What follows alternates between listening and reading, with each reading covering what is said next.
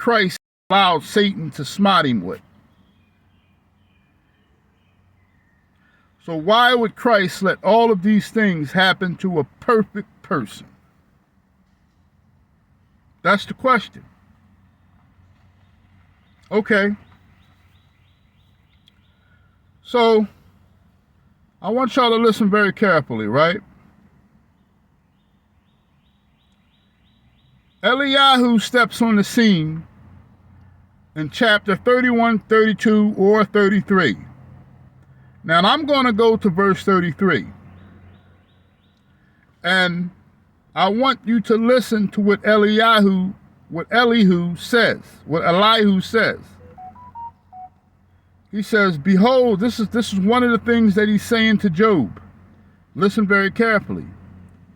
He's going to say to Job, behold, my terror shall not make you afraid. Elihu says to Job that my terror will not make you afraid. Why did he say that? Because Job's friends were very condescending. They were insisting to Job that he did something wicked, but they themselves couldn't formulate or couldn't understand what it was. They couldn't get to the bottom of it. All they were doing was pointing the finger at Job. And they were speaking great swelling words, but they didn't even know what they were talking about. They weren't even speaking, let alone the Spirit of God. They wasn't even speaking according to the Word of God. They wasn't even speaking according to the Torah. So he's saying, don't worry, I'm not going to discourage you like your three homies did. I'm not going to talk down on you. I'm not going to be condescending to you. He says, but listen, this is what Elihu says. Surely thou hast spoken in mine hearing. In other words, he's saying, I have heard you say. I don't like the way the King James words things sometimes, but he said, surely you have spoken something that I heard you say, and I have heard the voice of your words saying. So this is what he said Job has said. Elihu's going to say that Job said out of his own mouth, I am clean without transgression. I am innocent. Neither is there iniquity in me. Let me ask you a question. First of all, Job never said that verbatim. He didn't say it verbatim, but he did say it.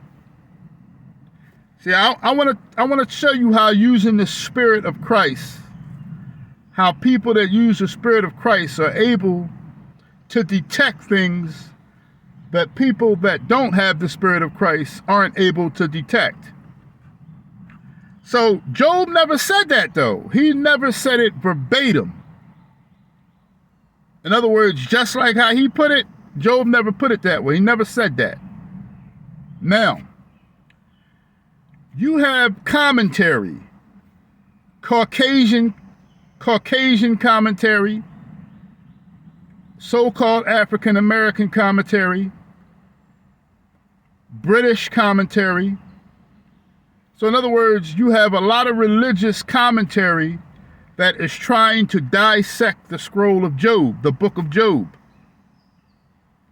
And a lot of the commentary that's being said is pretty much saying that Elihu came and misdiagnosed the situation or misjudged the situation, just like Job and his friends. False. He didn't misjudge anything. He was head on. So the people that are commenting the scriptures are wrong. They're wrong. And I'm going to prove it. So this man comes out of nowhere. He doesn't know Job. He doesn't know his friends.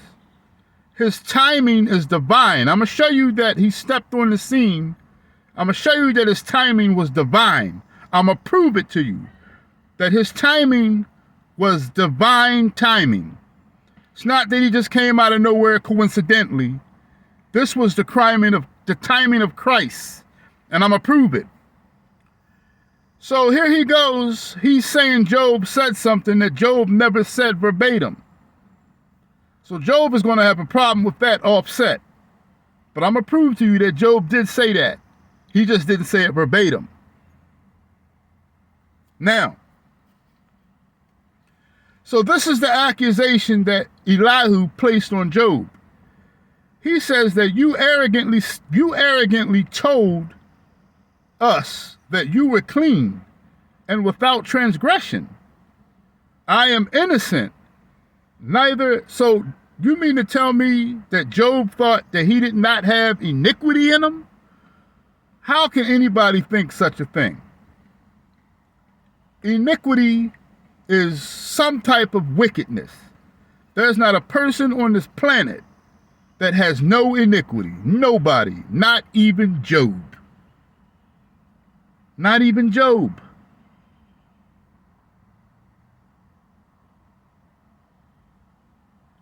So now, Elihu goes on to continue with his accusation on Job. He says that Job, Job, you also said that, behold, he findeth occasions against me. Who is he? Christ. That the Most High is finding occasions against me. He counteth me for an enemy. He putteth my feet in the stocks and marketh my paths. Behold, is this thou art not just? I will answer thee, that God is greater than man. So, listen, Elihu says, behold, Yahuwah is greater than man. Why do you strive against Yahuwah? For he giveth not an account of any of his matters. So the accusation that Elihu passed on Job was that you were striving. Striving means arguing. You were arguing with the Most High. So Job is like, first of all, I'm adding it. This is not the word, but I'm gonna show you that this is what Job was thinking. So Job, you got this young boy to step on the scene. Job is an older man like myself, and all of his friends are older men. And then this young boy come on the scene out of nowhere. They don't know him. And he proceeds to judging his three friends about, y'all don't even know what y'all talking about. Y'all need to be quiet. And then he's going to tell Job what his transgression was. See, Job was self-righteous. Now, maybe he had a reason to be. For heaven's sakes, Christ called Job perfect and upright out of his own mouth. You got God bragging to the devil about how perfect a person is. I probably would be self-righteous too. But I need y'all to listen very carefully. So we're going to go now, and we're going to go to Job chapter 7. And I'm going to read the whole chapter. It's a very short chapter, and I'm going to read the whole chapter. And we're going to find out what Job's problem is. Okay? Was Elihu correct when he came on the scene out of nowhere and gave his judgment? Was he correct? Or was he being arrogant himself, misdiagnosing the situation like Job and his three friends? Now, I want to say something. Why was the situation being misdiagnosed by Job and his three friends? Because Job is self-righteous. Self-righteous people are always going to misdiagnose themselves. They're perfect according to their own selves. In their own eyes, they can do no wrong. Okay? Just like one self-righteous person cannot detect another self-righteous person. They can't detect them. The problem with the Sanhedrin, the problem with a lot of the camps today, the problem with a lot of you people who are in a circumcision today is the same problem that Job had. Many of you, I've never heard any of you camp leaders or individual teachers say anything bad about yourself. Well, why would I say something bad about myself? Pay attention, right? Let's go to Job chapter 7. Let's get to the bottom of this. I'm still mad I got to do this message over again. Here it is, almost 6 o'clock. Let's go to Job. Let's go to chapter 7.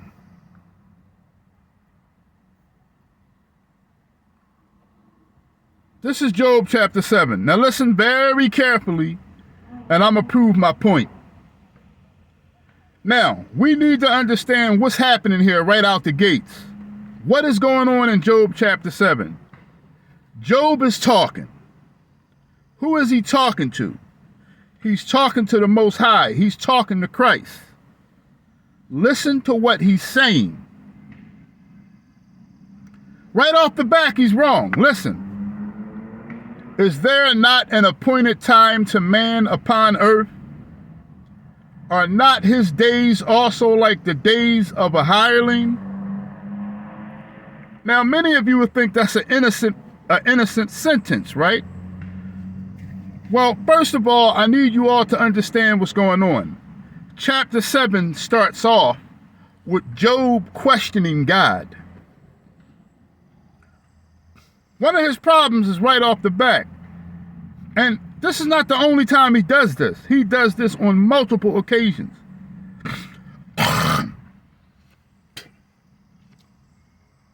What is happening? Job is questioning Yah right from the door. Now, listen. I'm going to tell you how he's talking to him. He's talking to him like this, in this tone right here. You don't believe me? I'm going to prove it to you. Well, how you know what tone he's talking to him, though, dog? I mean, I understand you can read the scriptures, but how do you know that Job is using an angry tone? Keep listening. Keep listening. As a servant, so now he's talking, he's saying, listen, man, as a servant earnestly desireth the shadow, and as a hireling looketh for the reward of his work, so am I made to possess months of vanity, and wearisome nights are appointed to me. How do we know that Job is talking like this? So this is apparently after everything has taken place. Job has already received all of his punishment. And listen to what he's saying. Listen, man, what more do you want from me, basically? Months of vanity, months of emptiness, meaning he's going through months of torment, nights of wearisome nights. He said, listen, he say, so I am made to possess months of vanity. That's why in other words, that's why you made me, Yah? And wearisome nights are appointed to me. You appointed dreadful nights to me? Torturing nights? Why is it torturing? Because Satan had smote him with legions from head to toe, boils. He smote him with open wounds. And to my understanding, worms were crawling in these wounds. So that's one of the judgments of torment, of the Gehenna torment. So we need to understand what Job was actually going through here. See, that's why I say, too many of us don't dive into the scriptures. What is Job going through while he's talking right now? Job has open wounds, and these wounds, worms are crawling in and out of these wounds. Boils, let me tell y'all what Job is going through, y'all. He's going through the torment of the lake of fire. Y'all don't believe me? Boils. Yah let Satan smite him with boils. You get boils from being scorched or burned. In the lake of fire, you are burning while worms are crawling in and out of your boils. That's the lake of fire.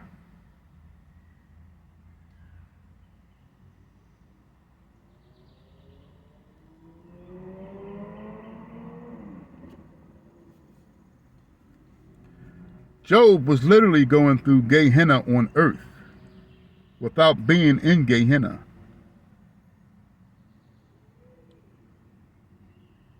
Listen to what he said. When I lie down, this is Job, what he's saying here. He's talking to Christ. Man, listen, when I lie down, I say, when shall I rise? In other words, am I even going to wake up and the night be gone? And I am full of tossings to and fro unto the drawing of the day. See, Job wasn't getting any rest. Just like what happens when you're in the lake of fire, you're forever tormented. From sunup to sundown, Job was going through tossings and turnings, unable to sleep because of the torment that he was going through. This was after he got everything taken from him.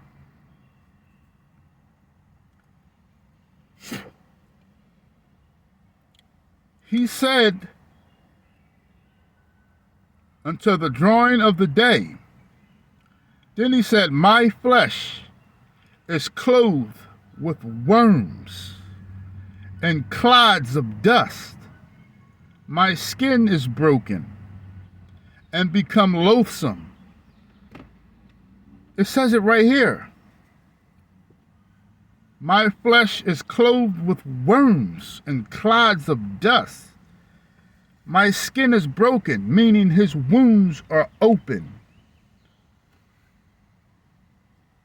Job had open burn wounds, severe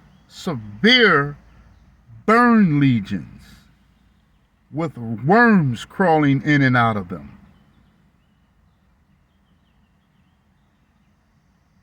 So many of you call the lake of fire hell. Well, Job was literally going through hell on earth. Literally.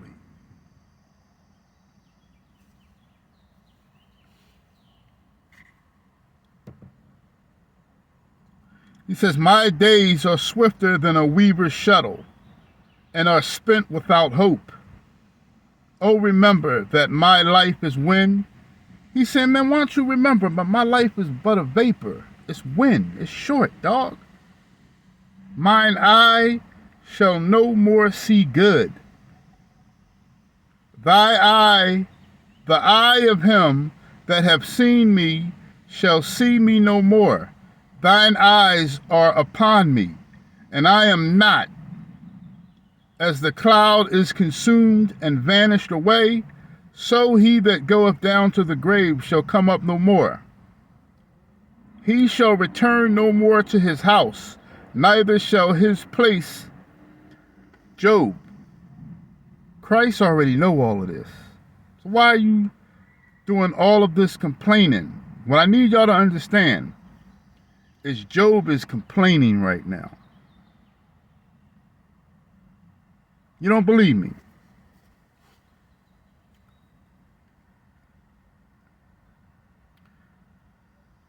He said, therefore I will not listen very carefully, because this is the verse right here. How do we know that Job is talking to Christ like this? How do we know that Job is mad and he's using this tone of voice to talk to the Almighty? How do we know?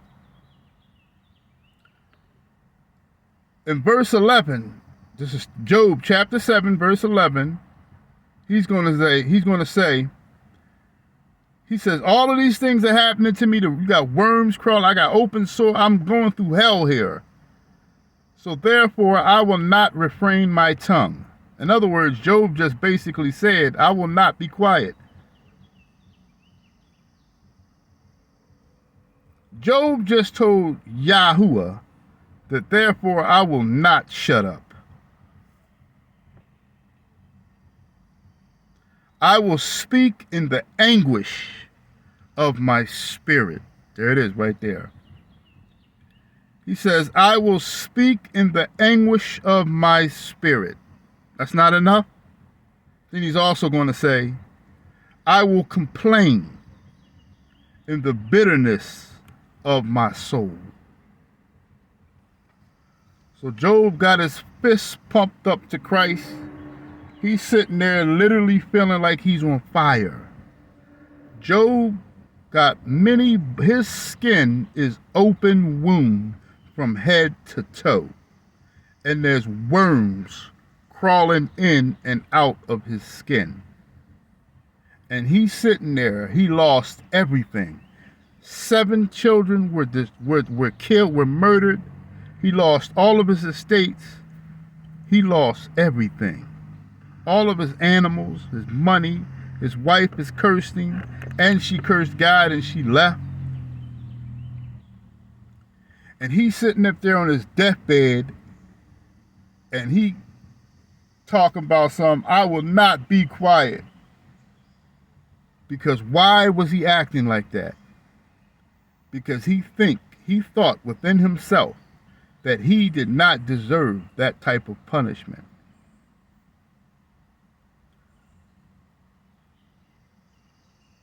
What Job should have now, don't get me wrong. Job didn't curse Christ. He never went that far. He didn't curse him. But he is cussing Christ out right here without using curse words. He didn't even really disrespect him either. He's just complaining, why me? Why me? I can't even sleep. I'm tossing, I'm turning. You got worms crawling in and out of my body.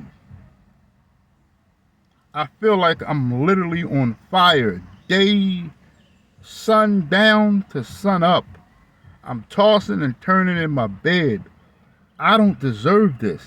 I'm Job, your servant.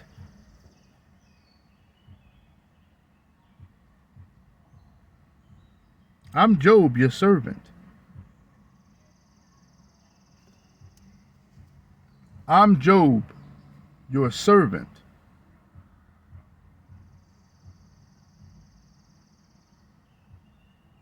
Now, I just proved the case. It's a very short chapter. It's only about 8 more verses. If you want, you go read it yourself. So pretty much Job was trying to say, listen, man, I don't deserve this.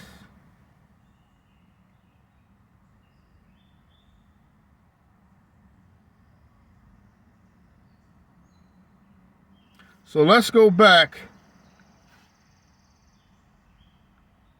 to the judgment that Elihu gave him. When Elihu said, he said, Job, I heard you.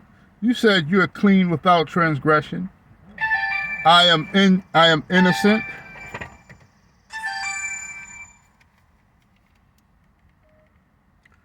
I am clean without transgression, and I am innocent. Neither is there iniquity in me. So Elihu, he judged Job's case properly. Because Job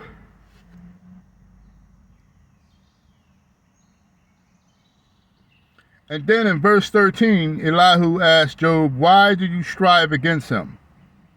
For he giveth not account of any of his matters. So, did Job ever strive against Yahuwah? That's what he was doing in chapter 7. He was striving against Christ. He was arguing with Christ. Now, I need y'all to understand something about Job. That's not the first time that he did that. He also did it in chapter 9. And he did it in chapter 13 too. There were multiple occasions when Job was saying, listen, I'm paraphrasing, like, listen, I don't deserve this. Now, like I said, he never completely disrespected Yahuwah, but he thought that he didn't deserve his punishment. I want y'all to understand something. Anything that happens to you all, anybody that's listening to this message, and I think the same thing to myself, anything that happens to me, I'm deserving of what's going on. Because Yahuwah, all his judgment is righteous. Everything he does is proper judgment. If he decides to have mercy on you or show you some favor, then that's what he does. But understand that many of the things that we do, that we all do, are deserving of death. In fact, that every last one of us on this planet is deserving of death. The scripture says that all of your righteousness is like a dirty, filthy rag. So if there's any one of you out there that believe that your righteousness is greater than a filthy rag, then you are a self-righteous person. And you have an undefiled evil, an undetected, defiled character about yourself. And this is not just to the religious people. This is also to the non-religious people. And that's something I want to, let me say it while it's on my mind.